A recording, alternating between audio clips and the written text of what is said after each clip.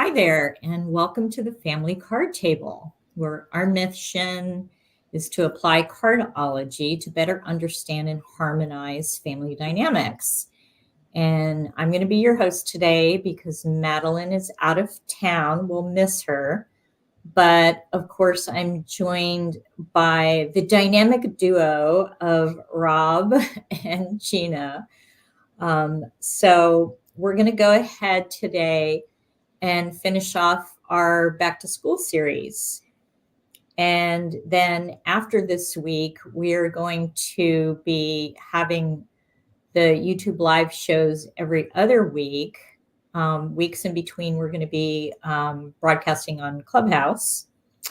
And we're going to be starting a whole new series after our back to school series, which we're going to call the Celebrity Series. So we're going to dish out some interesting perspectives on current celebrities and their current issues. But before we get to our last back to school topic for today, I wanted to kind of do a little bit of a weather report. So I love this time of the year where we're transitioning from summer into fall. I live in Oregon wine country, so it gets a little cooler in the nights and all of the leaves are starting to change.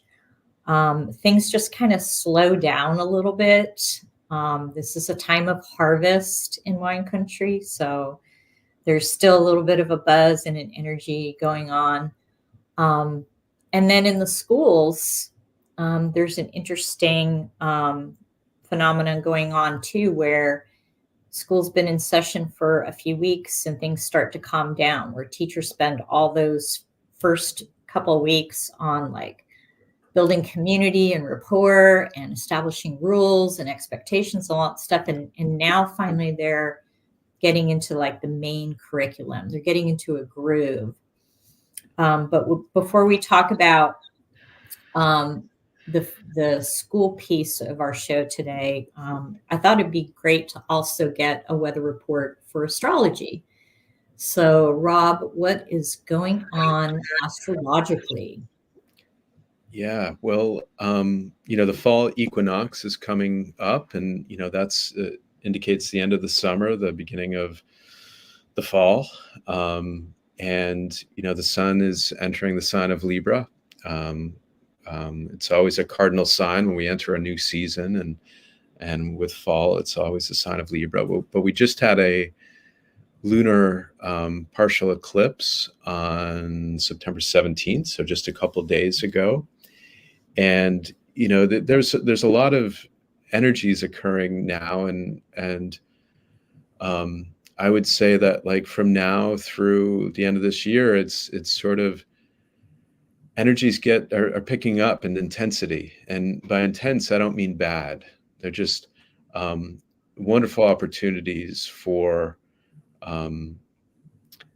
releasing some old dynamics in relationship, South Node in Libra, and I don't know, honoring sort of that directness, honoring courage and bravery, but in a way that creates peace, with the sun transiting Libra. So there's a lot going on.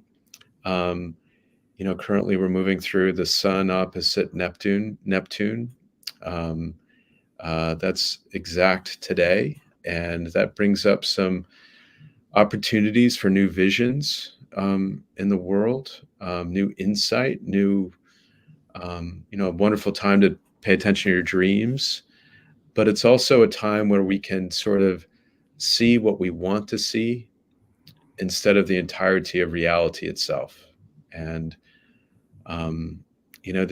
we also have, during this lunar eclipse, we had Mars squaring the North Node, the South Node, the lunar axis. And basically what this all means is it's a time to kind of lean into your courage, into your directness, and to let go of any old patterns in which, I guess those old people-pleasing patterns that we all have,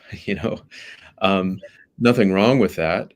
But, over the next little while, over the next, into October, there's likely going to be opportunities where old patterns in relationship might emerge, in a time to, align with that directness when you need to, kind directness, and that sort of thing. So there's a lot going on, a lot of aspects to Pluto that we're entering, with Venus squaring Pluto, Mercury, and then Mars for a long period of time. And um, um, whenever there's Pluto dynamics, it brings up elements in our own psyche that are needing to be looked at. What are our triggers, and what are we believing that's making it worse? Because we can't control so much in the world, but we can control how much we're contributing to it in our own being. So this is a time of bringing more awareness to our triggers, and taking a look at what's really going on. So that's a whole conversation, but not not the topic today. So Gina, is there anything you want to throw in at all with any of this?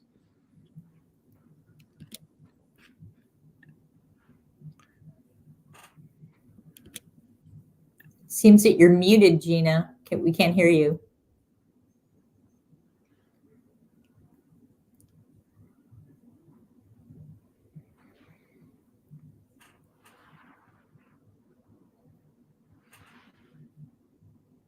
Yeah, something with the audio.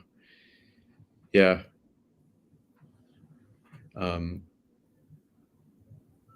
Yeah, I don't know if you want to try re-entering or something, but yeah, go ahead and do that, Gina, or maybe your phone. So Rob, yeah, that was really an interesting share, because even just today, I was like, as you talked about leaning into courage, I had to compose like a difficult email, one that was setting up kind of like expectations and relational boundaries. yeah. And it took some courage for me to write it. And of course, an email like that, you write it all out, and then you walk away from it, and then you come back and like proofread it before because you definitely want to do that before you hit the send button, right? So yeah, I can definitely feel that energy as well. And then I had a client who's having some issues, in that parenting issues, in that he's basically parenting his niece, having to kind of step up to the plate, and because of his mother not having very good parenting kinds of style, and it's triggering his childhood. And so we talk through that a whole lot, which is also something that you mentioned. So I think that's really kind of interesting. Mm-hmm. Yeah, I would imagine with everybody, there's elements of this, the potential for these types of things coming up, and honoring your boundaries. It's a really important element, in a kind way, of course. Yes. Yeah. Yeah. Especially with emails, because emails are difficult in that, you can be taken out of context, and they come across as very cold, and it's not face to face. So I'm careful about stuff like that. Yeah.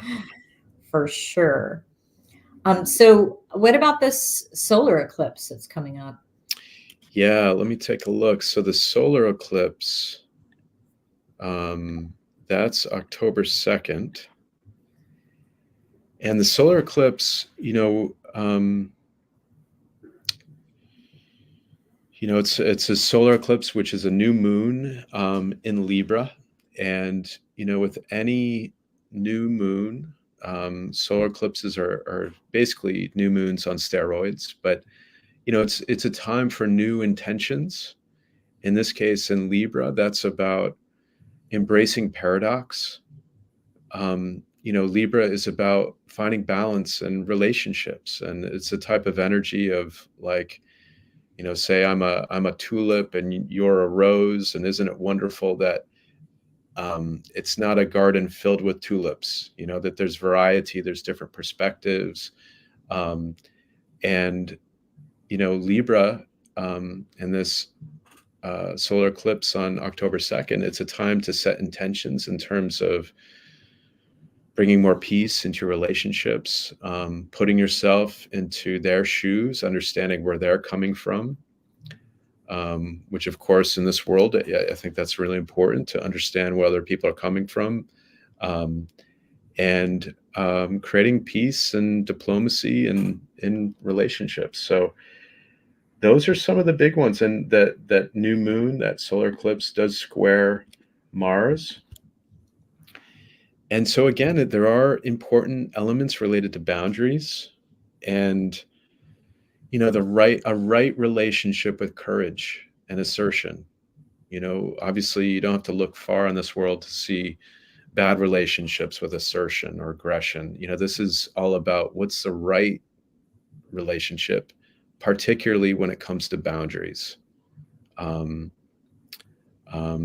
yeah, it's an interesting one. And things, like I said, things do get a bit more intense in October. And I don't think you need an astrologer to tap into that, when there's, of course, all this stuff happening in the social realms.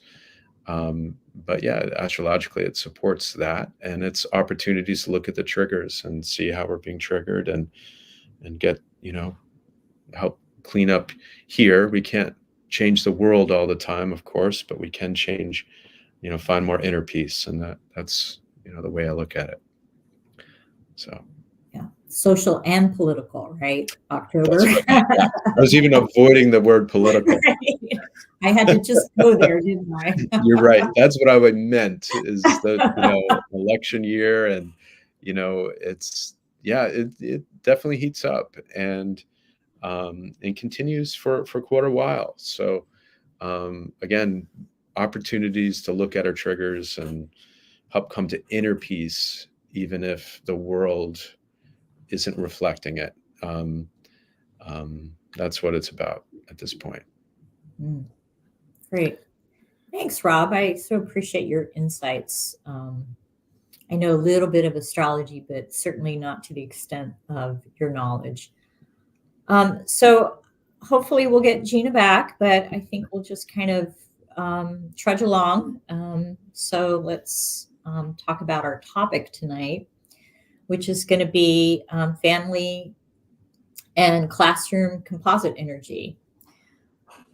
So I want to begin this topic with a story, given the fact that I have over 30 years experience as a teacher. And I know that if you're a teacher listening to this, you will totally relate to what I'm about to say. But for years and years and years, I've had experiences where you get your classroom like all in that groove. You've established your routines. You and you just kind of have developed enough of relational dynamics with your students that things are just really sinking, and you're being together as a whole group, very productive, and that productive energy goes both ways, for your students, between them and you, and between student to student. And then you get a new student. So a student has enrolled like late into the school year, they're in your class, and then all of a sudden the relational dynamics completely changes. The whole energy, the climate completely changes. Now, of course, that can happen in good and bad ways, but of course teachers are always thinking of like when it happens in like a bad way, and then how do you roll things back, how do you get things back? Well, I attribute that kind of experience to this classroom composite energy. So let's take a moment and step back and kind of break this concept down. Like, what exactly is composite energy? So, like, Rob, how do you understand composite energy? It's a great question. And welcome back, Gina. Can you hear me now? Yes. Yes. Yeah. That was weird. She's I back. wasn't muted on the computer. That's so Yeah. strange. So I Yeah. don't know. I'm back on my phone. Yeah. Thank you. Yeah. Well, you know, composite energy, the way I think about it is, you know, you take the color blue and yellow and you get green. You know, it's a alchemizing of two substances to create a third type of element. And obviously, you know, everyone who's, if you have more than two friends and you interact with each, it's like, oh, it's a little different energy. And even you become someone a bit different in subtle ways, you know, and maybe in this relationship more serious, and this one, you know, less. And so, you know, that's the real world of composition, you know, alchemy, I guess you'd say. So Gina, do you want to add to that, or kind of tell us a little bit about like how you understand composite energy? To just, you know, what he was saying is how I kind of view it. You know, like you have both, you know, you have one card and another card, and when you put them together, it makes another card, another energy. So I use it all the time. You know, it's helped with my children. It's helped with my relationships, to look at the composite to see, you know, what is this relationship? What is the energetic frequency of the relationship too? So I love the composites. I think it's a brilliant way to kind of make the connections make sense, understand the purpose of the relationships, the connection. It's just another layer of these cards that can be very insightful. And especially if that composite card is a card in your spread or their spread, and you can get even deeper into it, going, you know, down that rabbit hole. So yeah. Yeah, I totally agree. It is, knowing that composite energy is a way of making sense of the dynamics and maybe purpose in terms of like what you're supposed to learn in that Yeah. relationship. And then, of course, like having that awareness of that energy, it helps you kind of navigate it as well, which is why I think it is a useful tool for teachers to use or for parents to use. I use the example of like a new student arriving in a classroom and that energy composite changing. But this is also true of like family dynamics. So, for instance, you have a family unit, there's two children, mom is pregnant, she gives birth to a new baby. That adds a whole new birth card energy to the family. And so the dynamics change. So this can be applied to large groups or small groups. So what we're going to do now is talk about how you can calculate the composite energy for either a classroom or for your family. And we do have a worksheet that I'm going to share. So Gina, I'm going to have you take us through this after I share it. Let's see.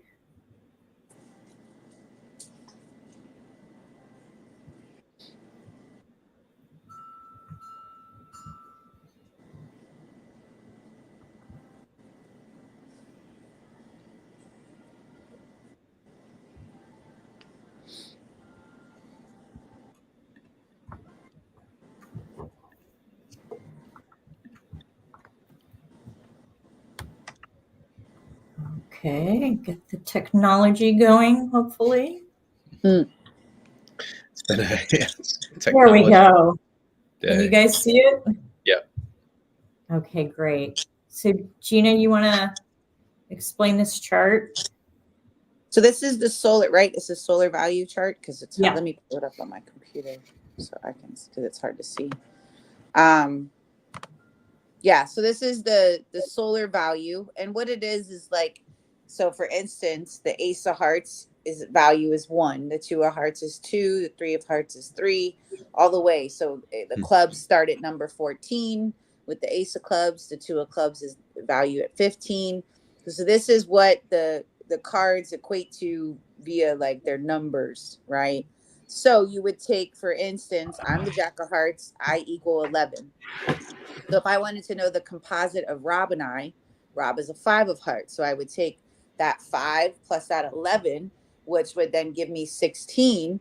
And so that makes Rob and I's composite the three of clubs. So we do some creative work, some writing, being able to express. We'd probably have a hell of a lot of fun doing, adventurous things. And, we'd probably be very busy and maybe even overthink things. So we'd have to try to really work at finding healthy ways to express ourselves and get very creative. Maybe we'd write a book. Now for me and Donna's the queen of clubs. So the queen of clubs equals 25. So you would just take the jack of hearts, 11 plus 25 would be 36. So the composite of me and the queen of clubs is the 10 of diamonds. So an opportunity to expand, to increase, to do business, to maybe make a lot of money. Ooh, girl. Right. So that's the composite. You take your birth card, so let's say you're the queen of clubs. So Donna is 25, and then she's going to take whatever card she wants to know, with her, and that other card equals will give you another card. Now, if you're doing multiple people, right, the chances are you're probably going to go over the number 52. So if that was the case, you then, let's say then the number is 53. Well, you're going to minus 52 until you get to a number that, is less than 52 or less. So that would actually be the ace of hearts. But let's say it was 63, right? You and two other people equal to 63. Well, you're going to minus 52. And then that number is the card that you are, right? Or the composite of y'all's relationship. And that would be what? 10, 11, 9? My math is not on right now. But yeah, that's the gist of it. Like you're taking the solar value, you're adding it up to get the composite. You can do it for multiple people. She'll have like the classroom if you're doing it for like the whole class. If you wanted to know, if you're teaching 10 kids, right? If you want to know the composite of you and all those 10 kids together, you just add it up and you keep subtracting until the number equals 52 or less to get the card that is going to be the composite. Okay, so I show here like a small group of students, because teachers put kids into groups. So I have 4 students here. These are their birth cards. So you can see in the table there, you just add them together. And then I subtracted by 104 and I got an ace of spade energy. And so like, Gina, what would be like the energy of like ace of spade in your mind? A lot of ambition, giving everybody their individual time to shine, to do the work, very maybe even in, introducing new things. I can see that being a very motivated class to learn, to succeed, to compete. And with the ace of spades, you're maybe dealing with a lot of transformation, being able to kind of like dead the old way. Like if this way isn't working, let's try a new way, right? Being able to kind of move in different directions. But I would see that to be very motivated. Now there can be some impatience and impulsiveness with that class or that group of students. But I really do feel like they would be motivated and very driven. They're very competitive. They're very intelligent, that energy itself. So there could definitely be a group that, is driven. They probably win any, competition that you're giving them for sure. Yeah, very inventive. Yeah. I like what you said, Gina, about that independent energy. And so, given that I've been a teacher, one thing that I would probably do with this small group is that because they need some independence, I would assign them roles. So I would, like teachers assign roles, like one student in the group is the reporter, the other's the recorder, the other one might be the materials person. Someone's organizing the time, being like a timekeeper. So that kind of like set up for a group with an ace of spade energy would be important. Cool. I like that. Now, also, there's another methodology using card energies that I wanted to talk about, that I'm showing a new chart here for. And that is if you as an individual or as a teacher are creating names, because names have energies too. So looking at this table, you'll see that like a lowercase a has a value of 1, and then a lowercase b has a value of 2. So the solar values are associated with higher, like lowercase and higher uppercase letters.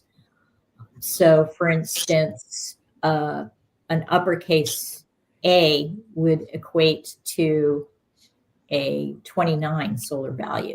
So let's say as a teacher that I want to name my reading groups, that name is going to be really important because of the energy. And maybe I wanted to name that group like the Sharks group, especially if it's like elementary school. And I would take each of those letters, find the solar value, and add it together. It's the same kind of thing that we did with the solar values on the other page. So the capital S would be over here as a solar value 45.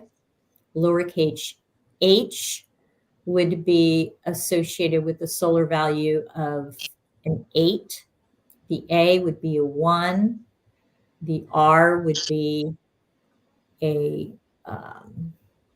18. The K would be 11, and the S would be a 19. You add that together, you subtract out the 52, and you get 50. So the composite energy of this group would be a Jack of Spade. So Gina, what kind of things come to mind when you think of like a Jack of Spade energy? One, we know it's going to be very creative, right? You know that they're going to be in a very, very creative group. Now, you may have some ones that are trying to cut corners, or, you know, they're not being completely honest or forthcoming with what they're doing. They may be cheating, looking at different answers. But at the highest, it could be a very creative energy. And they could introduce, you know, new ways of doing things, new philosophies, new, you know, opportunities to, you know, think outside the box. The Jack of Spades is one of the most creative cards in the deck. They're chameleons. They, you know, they can kind of morph to the energy. So they do have that 8 of clubs as a Mercury card. So you may deal with some stubborn mindedness, but they also can show you the power of focus and the power of overcoming things through that focused and determined mind. Now, this also helps too, if you don't know someone's birthday, you can get an energetic impression from their name. I know me personally, my name equals a 5 of hearts, which makes so much sense to me for my own self. And just being playful and, you know, free spirit and just kind of a little off the rocker at times. And not kind of really conforming to anything that I don't really feel deeply about. So it's a really good way of finding out the card to someone's name, the card to a thing, a card to a place. Everything has an energetic frequency, and these cards and using this system is a really dope way to kind of getting an insight. You know, so for whatever reason, if you didn't have a birthday, you have a name, you can find, you know, their card name, if you will. Right, right. So as a teacher, if I knew that my small group had that Jack of Spade energy, like as you said, that might be a little sneaky behavior going on, then I would kind of know to like check in with that group from time to time, right? Make sure they're not cheating, right? But very inventive, very artistic, yeah. Kind of energy. So a lot of really great things to say about this energy. Now, that might be okay for a teacher to name the groups themselves, but let's face it, when kids get older, they want to like come up with their own names. So, but you don't want them to have like a name that equates to like a problematic energy. So in that situation, I think it would be a good idea to have like your small groups give like maybe 2 or 3 different choices for their names. Then the teacher can look up the composite energy and then pick one out of the three. So that way everybody has some buy-in. Now that brings me to something else, but I'm going to stop sharing here, which is, okay, hopefully we're back. There we go. That there will be composite energies that are problematic. Can you guys think of, Rob, let's start with you. Can you think of maybe a composite energy that might be problematic? I mean, in in any combination, there's going to be the high side, there's going to be the low side, and so, for instance, if a two of club is a combined energy, there's a lot of communication, a lot of interaction, and on the low side, there can be arguments, there can be dialogue, and the challenge of speaking your truth in a situation where it doesn't have to be about truth, of course, but so for any of these combined energies, there's going to be a high side, a low side, and that really varies depending on the card that represents the archetypal energy, but the two of clubs is a good one to of course. Yeah, I agree. I think the two of clubs would be a more, twos in themselves is about, wanting to connect, and you can definitely be very intellectually stimulated with that card. But if you're not, maybe it is you attracted this person, this connection, to work on your communication skills, to work on being able to communicate without arguing, without, yelling, without, coming from a space of fear or trying to control. Right. So we have to look at that too. Like we probably, every relationship that we've had has been so we can learn, something. So there's always something that we're being taught. I think sometimes some of the more challenging energies could be a seven composite, because you're dealing with faith or fear. You're dealing with very intense swings, right? Maybe even nines, because you're learning to let go. You're learning to not be attached. So the highs and lows, like Rob said, and that even goes to astrology. You can have certain positive aspects, and then there can be some more challenging aspects, right? And so how you maneuver them and how you work with them is really the key, both highs and the lows. Yeah, I also think like a five, maybe like a five of diamond could be problematic, and specifically to a classroom, because that is an energy of like a lot of chaos. So I probably try to stay clear of that. Yeah. Unless, of course, that is the intention, right? So like to Rob's point about the two of club, if the intention of the assignment for the teacher is to debate, then that is a good energy that you can leverage. Or if the intention is to kind of give more independence and organic kind of learning, then maybe a five energy would be good. But I agree with you too, Jean, about the sevens. That would be really tough, particularly the seven of club energy, because I've noticed in the classroom, particularly even students that are seven of clubs, that there's a lot of negative self-talk that goes on. And that can really be a roadblock to learning. So that would be one that I'd be really cautious about. Yeah. Now, how would you recommend, like, people in our audience that are listening to this, like, how do they know what these meanings are? Where do they get this information? From us? No, I'm just kidding. Yeah. There's books. I actually have a really good, I love the relationship book that I have that's specific to composite cards. Sharon Jeffers' book. It's a beautiful book of the composites, and it really gives a brilliant breakdown of each card and how it shows up for each person. So there's lots of books. there's classes, I teach classes. Readings are another way, I think, too. I believe when you're ready to know yourself and really work on yourself and really see, who you are and your purpose, this stuff will start to come to you in certain ways. You may be following, you come across a page on social media, or a lot of people, when we were doing Clubhouse years ago, this popped in a room and you're like, I don't know how I ended up here. I feel like you were supposed to be there. There was something leading you to this information. Even with astrology, people want an understanding. You hear it's become a little bit more mainstream now, so I feel like there are more people who are interested in it. So yeah, I think when you're ready to really like do the work will come. And there's plethora of it.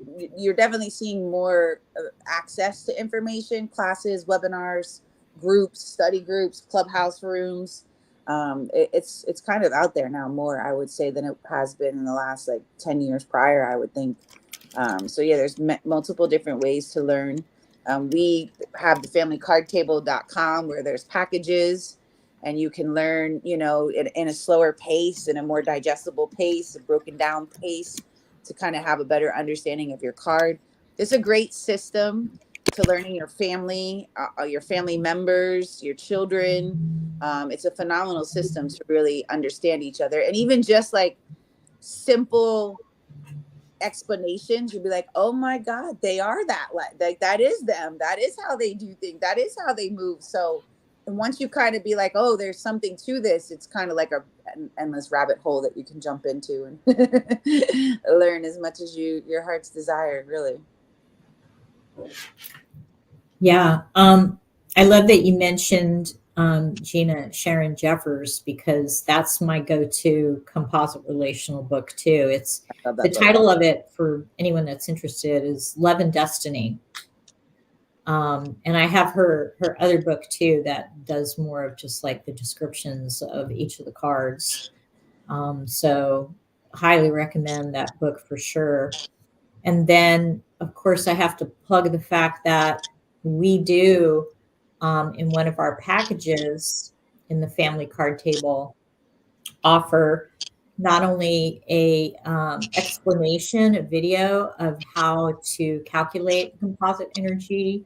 We give you the worksheet that I shared, as well as some meetings. And that is all part of the Ancient Tree package. And don't forget that we are offering our packages right now for a discount, given that we are having a back to school special, and that will continue to go on. So that Ancient Tree package right now is our largest package, and we're offering that for $45.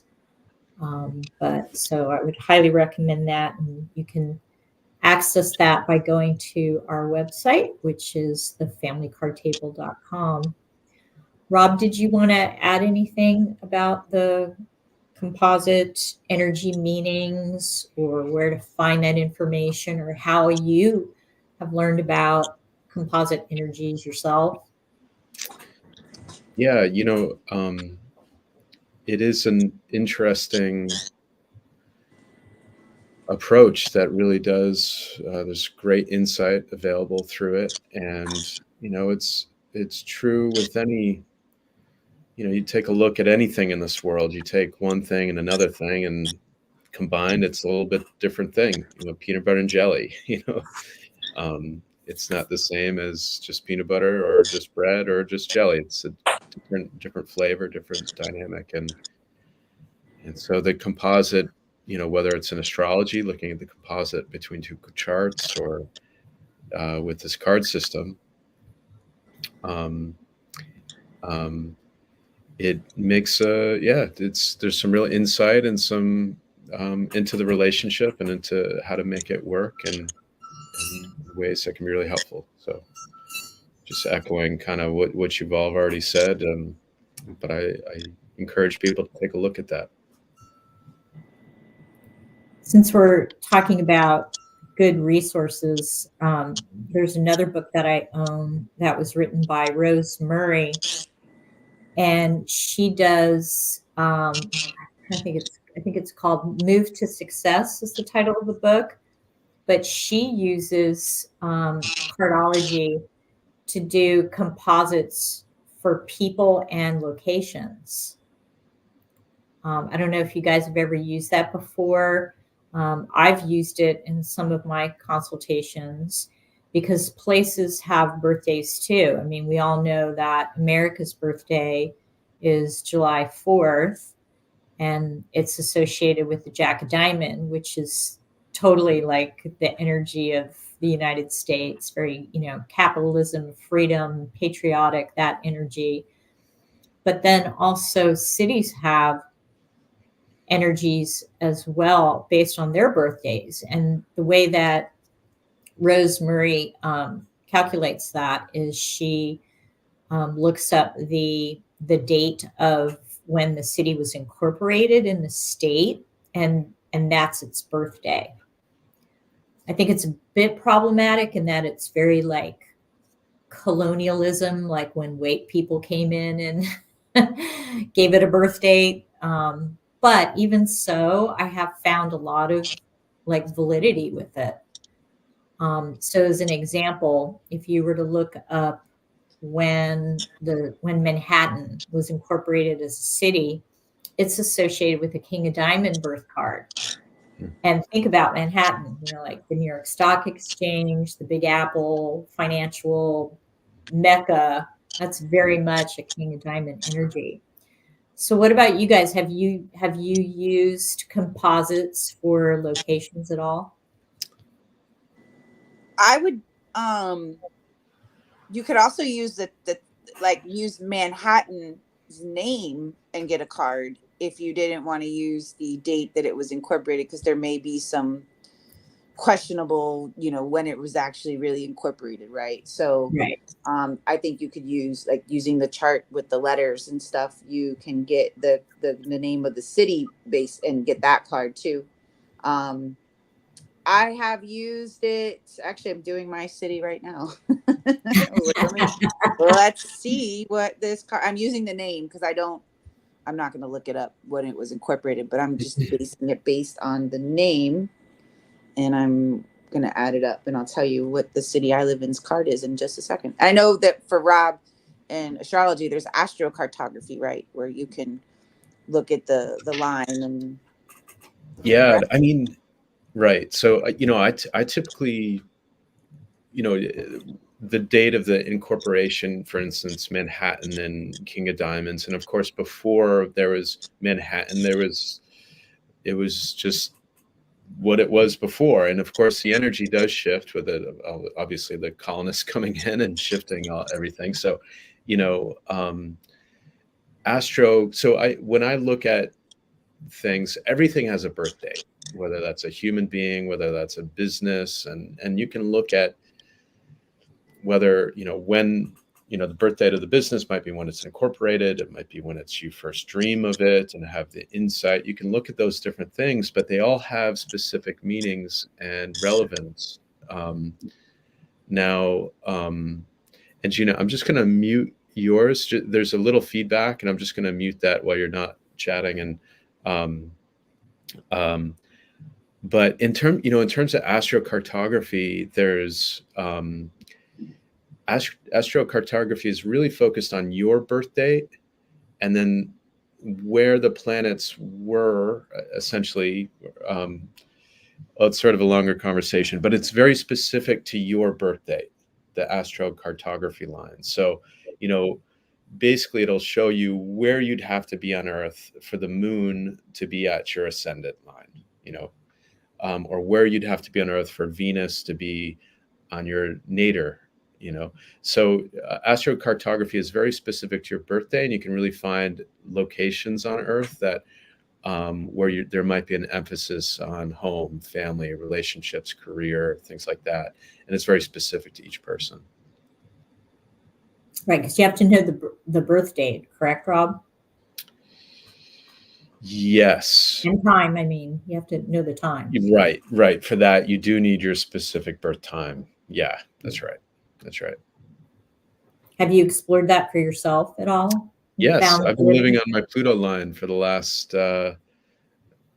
17 years. Yeah. Oh, wow. Yeah. That's wild. How has Yeah. that been? I don't know any different. So, I mean, I'm still here, so, but there's certainly has been a lot of transformation I've been going through. But yeah, I've been on that Pluto line. I'm actually going to be exploring the Moon line here shortly. I'm going to explore that to go to the precise location just to see what that's like.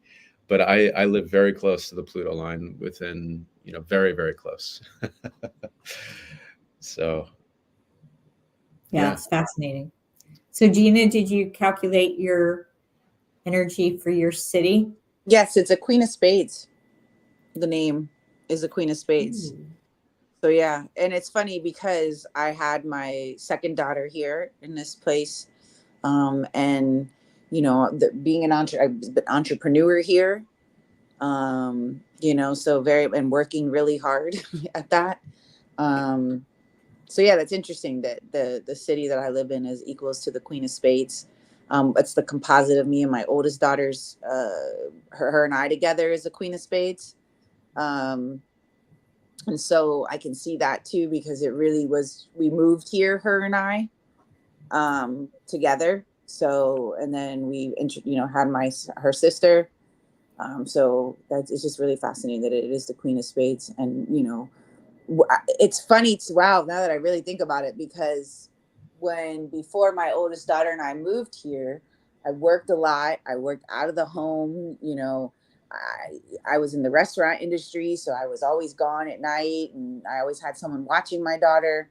And then when I moved here, I was able to be home. I have literally been home since I've been here, and being more, but a work from home mom, if you will, which I can see, that Queen of Spades being more in the home, to be more present, to be a mom, but still working, but yet more focused. And it probably even helped me heal a lot of the mother stuff and really be more, active and more, like if when kids need me to pick them up from school, I'm not having to like call out of work.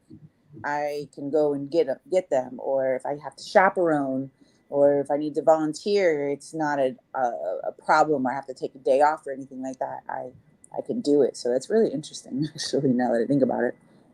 So yeah. Have you ever looked up your astrocartography? I a long time ago. I'd love to have it, to look at it again. I'm not very familiar with what I'm looking at when I look at it, so I would need someone to do it for me, because I have no clue what I'm looking at. Isn't it? I think the guru of that was, I don't know, Rob. Maybe if you know this, but like Jim Lewis, wasn't he like the main authority on astrocartography? That's a really good question. I don't know. Yeah, I don't know why that name just popped into my head, but I think it was him that made it famous. I know when I was about 20 years ago, when I was looking to move, I was currently living in the state of Texas, and I wanted a fresh start. So I ordered an astrocartography, and then it also recommended like 5 different, like you could also plug in like 5 locations, and it would tell you what kind of energy that you would experience there. So it just so happened that I was kind of interested in 5 different cities, and so I actually did, practice what I preach. I use that information to make a decision about where to move. And that's how I ended up where I am today. Oh, wow. Yeah. Crazy, right? What line, what are you, what is that for you, where you are? Venus line. Yeah. It's my Venus line. Yeah. Or close to my Venus line. My Venus line goes like right all the way down, like I-5. So like the whole West Coast basically is like a good place for me. So then based on that, it was like, well, where on the West Coast would it be? Like Seattle, Portland, all California, all of that. And I landed on Portland. So, yeah, I mean, it just goes to show that like when you get into these kinds of modalities, like particularly with cardology, you practice what you preach, right?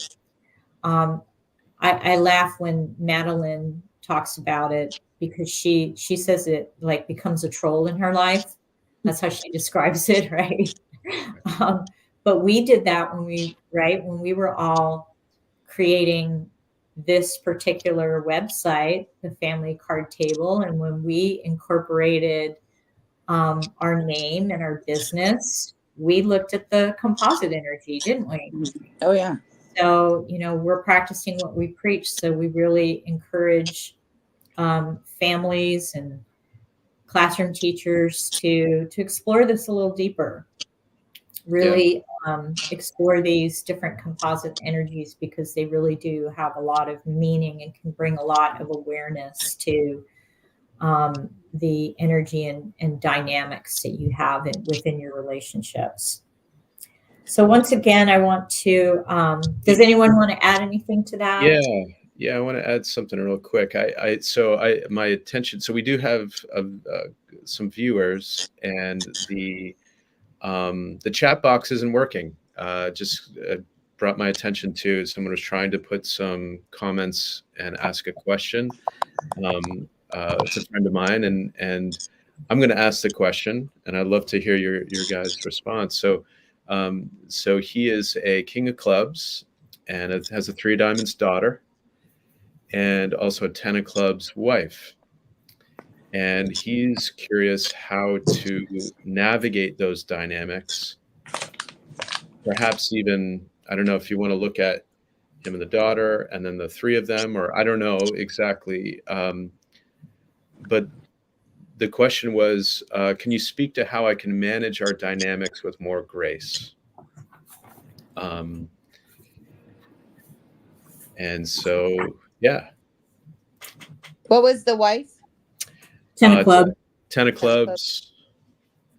Right. So let's start. I mean, definitely we want to talk about the composite, but let's start with the individual energies of the people involved. So that king of club, your friend, I call that the professor card. It's definitely someone who is really smart and generally masters some type of field of knowledge, becomes an expert in an area of study. So very academic minded kind of a person, and very compatible with the 10 of club wife. I call that the teacher card. So 2 like club energies, and then you've got this different energy with the daughter being the 3 of diamond, and that is the financial creativity card, but it's also an energy of a person who is here to explore variety and diversity in values and money, but as a child, particularly in values. And sometimes they, I find as a teacher of some 3 of diamonds, sometimes they can underachieve. They scatter their energy too much, being that 3 energy. And so it's like they're interested in this and they're interested in that, and they do have trouble focusing as a young child, and that could be very frustrating for club parents whose learning has always come really pretty easily to them. The other thing that I've noticed about 3 of diamonds too, particularly with the male 3 of diamonds more so in the classroom, is that they in pushing against values, they like to break the rules sometimes. They just really like to push limits. And so I'm sure even with the daughter at home, you might be experiencing something like that. So it's real important to have a lot of structure and relational boundaries and having your expectations set up, as well as the consequences for when you do break the rules, because they will do that for sure. Rob, how old is the daughter, if I may ask? I believe around 13. Okay. Love that age. I taught 6th and 7th grade for 20 years. So I know that age really well. And that's when kids will push the limits the most, is at age 13. So I can't help but think that's kind of what they're experiencing right now. You may also be successful with, because of the age too, of co-creating the expectations and the consequences too, instead of just it being like the parents deciding these are going to be the expectations, these are going to be the consequences. Like, co-create them so there's a little bit of buy-in, and then also give choices, because children that are 3s, 5s, they like to have some choices as well. Gina, what do you think? I know that mom is probably, because that's her Pluto card. The 3 of diamonds is the 10 of clubs Pluto card for life. So they're definite. She can, probably invoke some challenging energy with her mom. And since if she is 13, she's moving into her Venus 13-year period, and that's her. The card is the 7 of hearts. So one of the best things I can help you with is like teaching her she is the source, she is the plug, right? Like teaching, like you said, having those boundaries is going to be key. Teaching her boundaries, teaching her to love herself, being able to say no is important as well, because that 7 of hearts, that's unconditional love. She may be also like, if she's holding her emotions within, it can cause disruptions in her stomach and her digestive system. That 7 of hearts can be, that emotional connection, how we digest our emotions, right? But that's the Pluto card to the 10 of clubs. So there may be some challenges and some hurdles. Sometimes that 3 of diamonds is trying to show you maybe different ways of doing things, maybe seeing things from different points of views, being open to experiment. Maybe the 10 of clubs and the king of clubs were raised in specific ways, but that 3 of diamonds is saying that might not work for her. Right. So really opening up your eyes and really being open to allowing her to create and to express herself, because she is a 3 and they love and keeping it fun and a lot of variety. She's coming out of that Ace of Spades, so there could have been a lot of transformation with that Ace of Spades energy. But yeah, teaching boundaries, teaching her worth, making sure she values herself, loves herself, especially as teacher energy, King of Clubs, 10 of Clubs, people with a lot of mental power, really pouring into her and making her see her worth is going to help her immensely, being a 3 of diamonds. So I calculated the composite, and the solar value is 26, so it's King of Clubs. So what do you guys think about that? It's the father's card. For the 3 of them? Yeah. Yeah. Yeah. Yeah. Interesting. So learning, go ahead, Rob. Sorry. No, go ahead, Gina. Go ahead. No, I mean, like, just the mental stimulation, like really, and remember the King of Clubs is a very family oriented energy. They have those 4s in their spread. They like things in order. They like things in structure. The thing is there has to be a open communication. Sometimes that King of Clubs can be, no offense, like that know-it-all, like they know, like it's hard to get them to kind of be open to other people's ideas and ways of doing things, because their mind is such a big brain. So being open, and doing things together, right? Maybe taking on projects together could be something that's fun for them, or that really helps them to kind of, and maybe, like I said, doing things out of the ordinary to kind of bring in some diversity. That would be fun for the 3 of diamonds, projects, research projects, or just even exploring like museums and anything where their like knowledge is being, the main thing. It would be very stimulating. Now, the 3 of diamonds, you may have a little bit more of a harder time getting them to go along with certain things. So try to make it fun for them, because I feel like the King of Clubs and the 10 of Clubs can be they be open to her ideas. Don't shut her down, right? Because y'all are super brains, and you may have a harder time like seeing her side of it, but be open to that. That will help her feel more comfortable to be able to come to y'all with those questions and, maybe hear her side of it as well. Yeah. I just got another comment from him, the King of Clubs, and mentions that the 3 of diamonds can hold their emotions in until it explodes. And they're moving through some big stuff in life. And, but it's it is interesting that the combined card is the King of Clubs. And, with that King of Clubs, it's like uh, um, how to use the mind for its highest potential, and from that King standpoint, it's, um, which from my perspective combines the 7, the 8, the 9, these energies of, um, you know, letting go when's needed. What can you control? What can't you control? Um, and that sort of thing. So it's interesting when the combined card equates to another one of the person's cards. And I don't know exactly what that means. I haven't, it's nothing I've really looked into. I don't know if have you. I think any combination with the king is going to equal a king. I have found that. So I think that's just with all, like, there's something with the king, like when there's a king of clubs, and let's say it's the king of clubs and another card, it ends up being that there's always a king composite. At least is what I've seen in my research. But with that being the composite, he kind of sets the tone, right? To me, he sets the tone, he sets the pace. It's, kind of falls on his shoulders to be the leader, to be the one, because truthfully too, the 10 of clubs and the king of clubs can be very controlling, right? And so they have to learn how to let go of the control, even though it's hard though. You're raising a young child, you want them to follow suit and stuff and listen, but if you're incapable of listening or being open, right, you're not showing that that's, how to handle things. So I think you have to see yourself as that leader.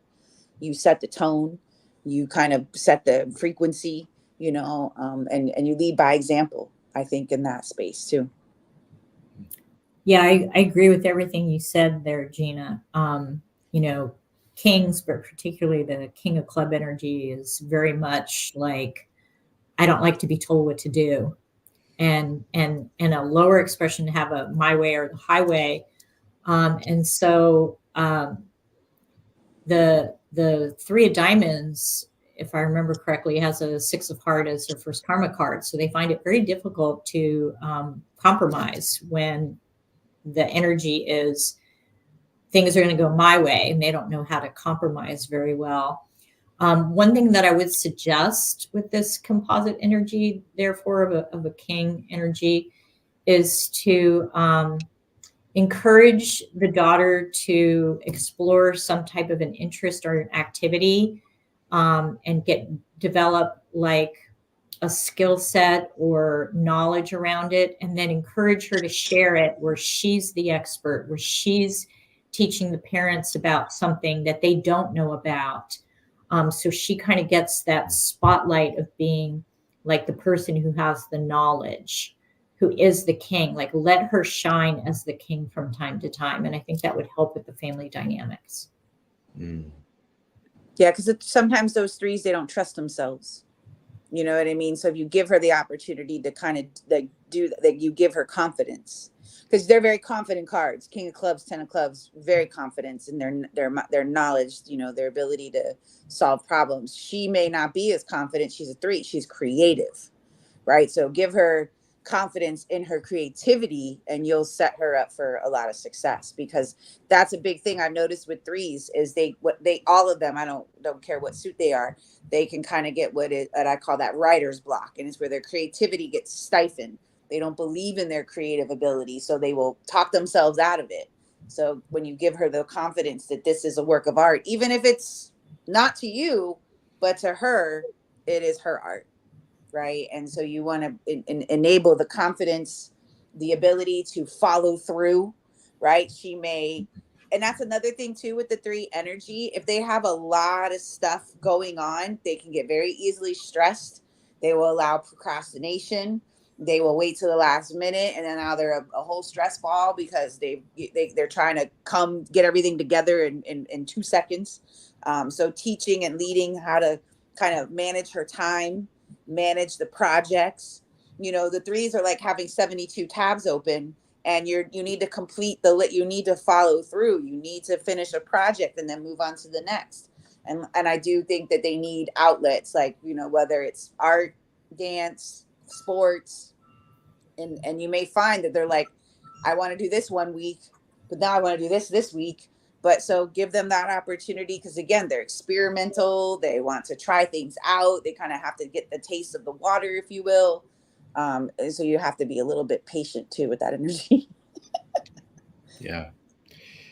Yeah, and he's saying, I for sure resent being told what to do. This is the king of clubs, love structure and enjoy being in control. Mm-hmm. The three of diamonds is a musician, violin, piano, clarinet, and a few more. Wow. And he just says he's very, very grateful. He loves hearing what you have to say. And just for everybody viewing this, we're going to be engaging more in terms of their birth cards and, all this. And every other Friday, we're going to be doing this on this app called Clubhouse, which is a app you can download on your phone. And every other Friday, so next Friday, we'll be having this room in the Clubhouse app where you can basically raise your hand, come to the top, and we'll have chats. We'll actually be talking with you, and we'll be doing that on YouTube eventually as well. But I wanted to mention that to everybody. How do you find us on Clubhouse? You go to you log onto Clubhouse. And then you look for, what is it, Gina? Is it the family card table? Is that what it's called? Yeah, I think that's what Yeah. I think so. Yeah. Yeah. So you can log on and join the family card table group. You'd search for that and you'll find us. And every Friday at 5 p.m. or 5:30, actually, I should mention that this show is going to change from 5 o'clock to 5:30, both here on YouTube on, what is it? The first and third Fridays we're on YouTube. Is that right? And the second and the fourth Fridays we're on Clubhouse. Yep.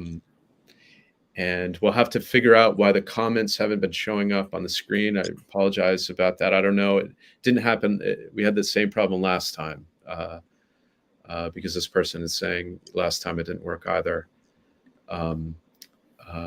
And we invite people, like if you are watching, or people who, we'd love to have like real life people with their family dynamics to kind of do what we just did, so we definitely are open to, you don't have to come on, you can do the comments if we can find the comments, or even on Clubhouse there's a chat. But Clubhouse, at least it's just your voice, you're not on a camera, so that's, we welcome you to the stage.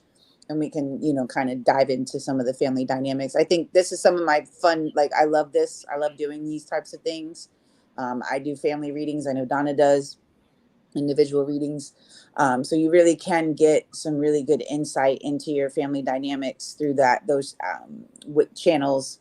And then again, just being a part of the show and looking at our packages that we have is a really good way to kind of get more information about you individually, and then the members of your family as well. That's right. Yeah, we're going to be diving in a lot more into doing real live readings with people, and not only with cards, but also I'll dive in a little bit into the birth chart, and just to look at the whole perspective. And so we're going to be focusing a lot more on that ahead. So for those interested, please tune in, whether it's Clubhouse, thefamilycardtable.com, YouTube. There's a lot of interesting conversations we want to have with you, and as we explore this. So, yeah, but I guess we're sort of time to end. And I just want to say the King Club says thank you so much for your expertise and knowledge. Really appreciates it, and yeah, no problem. And all that. So definitely.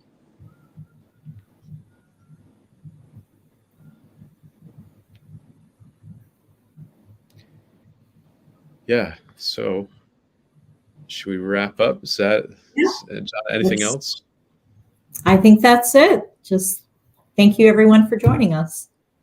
Yeah, thank you everybody. And one of the, like we just did with the looking at three different people, and really being able to see the composite that the three of them bring together can really help understand your family. So thank you for joining us, and we will see you guys on Clubhouse next Friday. Yep. And then we'll be back on YouTube in 2 weeks from today. Right on. All right. See everybody. See you next time. Bye.